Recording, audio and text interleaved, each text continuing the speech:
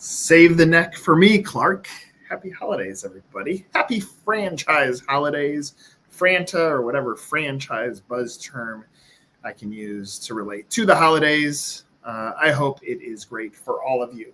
If you are watching live, I would love comments, questions, concerns, whatever you want. Use the comment feature on whatever tool you're watching, and I will be sure to address them. But this is the last Coffee and Analytics of the year. It's December 19th, 2024. And for those of you that have watched these throughout this year and last year, I am grateful for you being a part of this and hopefully learning a thing or two from the insights that I pull. Much like every other version of this, I'm going to provide you some of the insights that I'm seeing. If you haven't read the note that I usually put together, you can find it on 1851franchise.com, which will give you a little bit more insight into what I have going on. So, boy, what a year 2024 was. Turbulence in the economy, an election, and plenty of new franchise brands jumping into the game. To end the year, I decided to take a list of what I'm seeing in franchising from 2023 and add comments to it, because when I reflect backwards, I'm like, did I get it right or did I get it wrong, or what changed? And that will give me some sort of insight into, are we actually changing that much in franchising, or is it staying the same? So what I did is I took my notes from December of 23, and I'll provide you some of my insights that come alongside it. So the election, it's over. Doesn't matter who you voted for or who you didn't vote for. The outcome is the outcome. That is settling to candidates who, for many of them, assume that this would drastically change depending what happened out of the election. If a Republican gets elected, this is what happens. If a Democrat gets elected, or vice versa, whoever you're voting for, there's a sense of turbulence. Now, thus, there's a sense of calm because the outcome is defined. Now, if you're waiting on the sidelines, you can actually move forward. You know what the outcome is. So now, and we're going to watch this, we're going to see people start coming out of the caves that may have said, I'm waiting to see what happens in the election. Republican got voted in, typically means stronger economic conditions. And so just like what happened in 2016, we should see some better growth here as we hit 2025. So interestingly, I looked at franchisees profiled over the last 3 months. And this was interesting because I've been saying 6.4 months forever. We were closer to 4 months from impression to inquiry across the board, which is interesting. Still, the higher investments are taking longer, but it seems as if franchisees are moving through faster.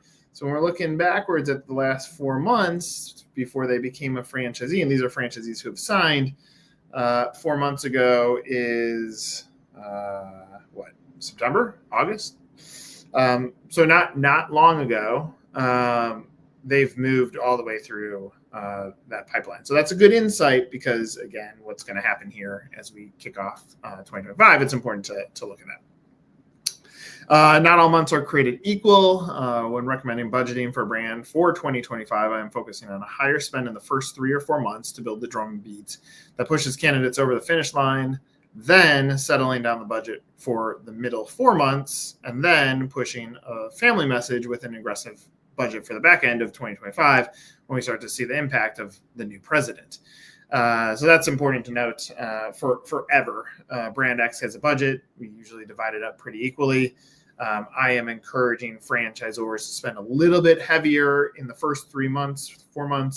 What this will do per the 4 to 6 month run rates, this should really set the tone for what's going to happen this year. You're going to see some candidates coming out of the gates here in the first quarter of the year, simply because they were waiting longer. And I'm very, very intrigued to see what the data is going to point towards or say when I say how much time to go from impression to inquiry. Unit level economics is greater than everything in franchise, and this continues to be true, and it has to be an important focus especially for lower investment mobile home franchises. There's going to be mounting pressures to not simply sell franchises, but onboard franchisees who have either the capital or the grit to outperform average. Drives me bonkers when I hear a franchisee talk about, well, what's the average unit volume? I'm like, ask what the highest volume is. Why don't we start there? So lifting unit level economics for franchisees will help award more units. So unit level economics is greater than everything in franchising. And again, in a world where the broker community has done a great job of selling the home-based, mobile, lower investment franchises, they're going to have to perform well too. I think there's going to be more scrutiny on increasing the unit level economics. Hottest brand categories won't change. High level economics, high unit level economics that create the opportunity for generational wealth, education, swim school type investments will continue domination. Then will come the brand categories that outperform expected category averages. For example, if the average brand does $500,000 a year, brand A does $500,000 a year, and brand X does $750,000, those brands will win. True support brands, ones that truly eliminate the gaps of the franchisee and allow them to do what they do best, will also win. That's important to note. Every brand is going to say, we have the best support in the world. You have to really back that up and think through what is the gap that you're closing on behalf of that franchisee. If it's marketing support, if it's some sort of technology support, if it's what you're doing in store, think through that. So those are some of the things that set the tone for what I was seeing from last year's note. Over the last 2 years, we've collected more than 1,000 franchise profiles. The data remains the same. Thus, we're going to have to revise the questions in 2024. This is what my note was. Buyers buy into franchising for two reasons: business model and culture, culture and brand. Buyers become franchise owners for family, whether that's legacy, time, or impact. Buyers struggle with the confidence side of being on their own. Buyers are taking 6.4 months to mature from idea to lead, less than $150,000 faster, $500,000 investment much slower. So this has remained consistent, obviously with the exception of the last 3 months, as noted before. That last 3 months looks like 4 months from impression inquiry. We'll see if that holds. Very interesting. Beyond that, it's held at 6.4 months. Last year, I wrote number 2, we are not evolving fast enough. Even though the information is steady, we are not building our what is franchising guides, or how our brand stands out, or how we lift your business confidence. This will have to change. Why the brokers have done this on a macro level, thus are taking your leads before you get them. We need to turn up organic. So I said, I think we've taken the steps on to educating the franchise owner. There's a page example here. If you go to pigtailsandcrewcutsfranchise.com/what-is-franchising, or you click on what is franchising in the tab, you're going to see that they actually built some tools to help the candidate understand what franchising is. I said, but the gap of education continues. We industry professionals didn't know what franchising was, at least to this level, when we joined the industry, yet we are asking candidates to get it right off the bat. At FranCamp, side note, if you want to register for FranCamp, there is an active deal if you register by the end of the year, www.1851francamp.com. But this year at FranCamp, we talked with Lisa Welko about what candidates get tripped up with. One example is a receipt page of the FDD. What is this? Why do I sign it?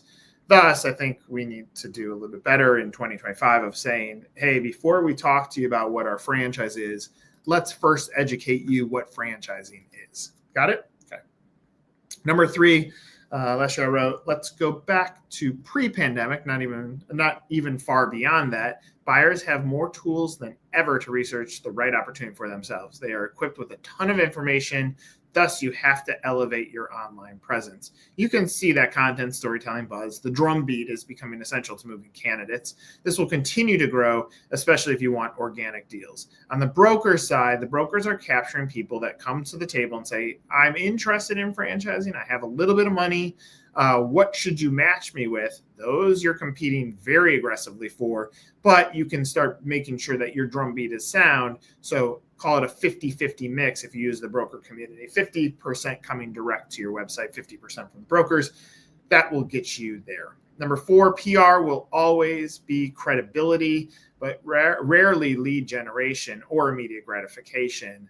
What we have found through correlation is that we want a frequency component, one time a week in the media.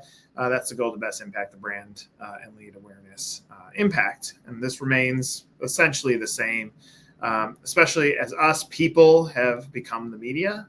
If you think about the election, if you think about the news of a CEO being killed a few weeks ago, we are the media. We are the ones that are sharing our voice. We are the voice, whether good, bad, or evil. And so therefore, we need to make sure that the media is continuing to impact our businesses. Now, the media is going to continue to evolve and be challenged by AI. The merger of people and AI will be the story of 2025. Like, how does AI and humans work? You can look at the news. Salesforce is hiring a ton of people for their AI division. They're not saying we're hiring a ton of computers for our AI division. They're actually hiring people. And so when you're thinking about how AI is going to transform or change the landscape, what you should be thinking about is how does your people use it and how do your people integrate with it to make it a better tool for your franchisees. AI was not as hot of a topic a year ago. It is a very hot topic right now. That integration is going to be important. Number 5, the brokers are getting very expensive and transparency is coming. That's what I wrote last year. So you shouldn't have to pay giant amounts. You should certainly have to pay for lead generation, but not too much where you are left with fewer resources to impact the franchise buyer, i.e. Support. This is continuing to stay true and the transparency is coming. You can see that with states asking for potential disclosures. I like that personally. I have a client who in their FDD actually line items what they pay for the brokers out of their franchise fee, which I actually really, really would like. So in the last year, Growth Club has onboarded 125 brands and we're launching the technology component. If you are on Growth Club and you have not checked your email, check your email. You should have a dashboard entry that you can go in and start managing your dashboard. And all the testing we did in 2024, where it's going to help us impact more brands in 2025. I'm very, very excited for where that is going.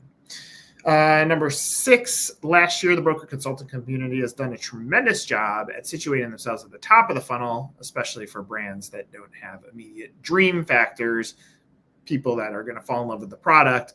I may not fall in love with my power washer. I may fall in love with my burger. So therefore, the brokers have done a tremendous job of introducing those business opportunities to people that are looking. So that's still true. But some of the larger FSOs, the ones that put themselves in between brand and broker, are going to have to find a way to evolve if they want to continue, because that's going to continue to get disrupted. And you can see it in the marketplace right now. There are the next wave of what's next in franchise brokering coming. And so that's going to be an important thing to watch. Number 7, last year, everybody wants more leads. There's no doubt about it, but very few brands are really looking at the indicators holistically, from the construct of the business offering to the marketing approach to nurturing plan. We are going to have to amplify the solutions to help you get there. Still focus. Unit level economics is still king. Number 8. What I wrote was 2024 could be turbulent. A presidential election always creates angst, mix in uncertainties with the economy. I beg you to stay the course. Remember, franchise buyers come out of the woodwork when they're afraid of losing their jobs. They see business ownership as a more stable approach, still 100% accurate. And now we can move forward, and now we can really press down. See some of the news that comes out with the Fed, some of the turbulence with Bitcoin. It's going to continue to open up the minds of people that are saying, wow, I could skip the line into business ownership by becoming a part of a franchise. I think very important. I do think, as a side note, something that I've been thinking about outside of what my note says is the value of a royalty. I recently thought about this. I'm like, if you really look at the infrastructure of most franchise brands, the value is so much greater than what the royalty is. And so we almost play defense on the fact that we charge a royalty.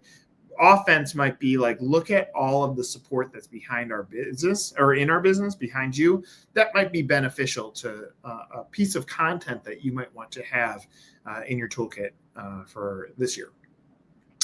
I truly believe in the rule of 3. Make sure your candidates can afford 3 locations. You don't necessarily have to sell them a 3-pack, More so, make sure they are financially equipped to not stress out about the ups and downs. Let them have that cash as a reserve. They still have it. They're going to invest. Totally recommend this. I was talking to a franchise candidate last week, and they said, should we buy 3 units? I said, no, buy 1. Test it out. Get comfortable with the business. Ask for first right of refusal in the marketplace. It's an emerging brand. The only time that I think you really need to swallow up crazy amounts of territory is, one, if the franchisor is not going to give you some sort of opportunity to control your marketplace based on success, or it's a larger brand and the territory is quickly diminishing or deteriorating. Just something to be important. Number 10, above all, just be nice. Our competitors have taken a brash approach to saying 1851 doesn't work. It's storytelling. How can it not work? Or that our approach doesn't work. I promised all of you from the very beginning that we would always make data-backed decisions and go on a mission to delight you. Competition is healthy. There's enough business for all. Kindness is currency. Just be kind. Be kind with your competitors. Be kind with each other. There's no reason to be negative in this industry. Does raise our need as a business to show you better. We want transparency in what we can do better in service, relationship, strategy, and results. We're going to invest and overinvest in the client experience. We're not perfect. We're on a mission to give you above and beyond. We appreciate you. That's for our clients out there, and that's still true. And my last note on here was happy holidays. Take a minute to enjoy the people around you.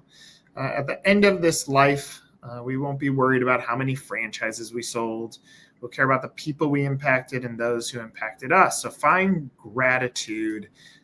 It's important for all. Hannah, thanks for that note. See, I put you on the screen when you contribute to this. Hannah, thank you. You are also very, very kind, Hannah. And I loved your LinkedIn post. Very appreciative of that. So it doesn't look like we have a highly interactive crowd that wants to pester me with questions today or ask me how I can solve their problems. Above all, again, if I'm trying to consolidate the takeaways, one, first 4 months of this year is going to be the definition of your success for 2025. Get that in your heads. And if you can afford to spend a little bit heavier in the first 4 months, that's going to help you in attracting these candidates into your funnel, hopefully pushing them over in a time where they know that the dust has settled a little bit. I would start looking at that. Point number 2, not really in my note. This is more of the kindness factor and something that we're going to focus on in Dallas. We have Frank Camp in March. Side note, again, if you're new to watching this, 4 Frank Camps next year: Dallas in March, New Jersey, New York area in June, Chicago in September, and Miami in the winter of next year. Frank Camp's an exhaustive amount of work, but deeply valuable for those of you that are going into it. But the thing that we're going to raise at Frank Camp in Dallas is the value of the referral. Such an easy question. What do you pay, or what are you willing to pay a franchise broker? Say that number, whatever that number is. Now, what are you willing to pay a franchisee for a referral? Most of the time, that number is far less. Come on, pay your validators. Take care of them. Give them the loyalty factor. Franchise broker that doesn't care about your brand sure can find you a great candidate, but you're paying them a ridiculous amount of money. Offer that to your franchisees. Offer that to your customers. Let's be a little bit different in the way that we're doing referral fees. The loyalty factor is critical in franchising. So remember that. And that last mark of kindness is currency. Find it in your heart. Everybody has shit that they go through. And, I think it's important that we're very conscious that we can be kind to all of those people. So here we go. I said, be kind. Let me give you the opposite in the words of Clark Griswold, because I want to have some fun and make you smile. If I find a competitor that I don't like, not really, because I just said be kind to your competitors, but I love this quote. He said, I want to look him straight in the eye, and I want to tell him what a cheap lying, no good, rotten, four-flushing, low-life, snake-licking, dirt-gnarling, inbred, overstuffed, ignorant, blood-sucking, dog-kissing, brainless, dickless, hopeless, heartless, fat-assed, bug-eyed, stiff-legged, spotty-lipped, worm-headed sack of monkey shit he is. Hallelujah. Holy shit. Where's the Tyler?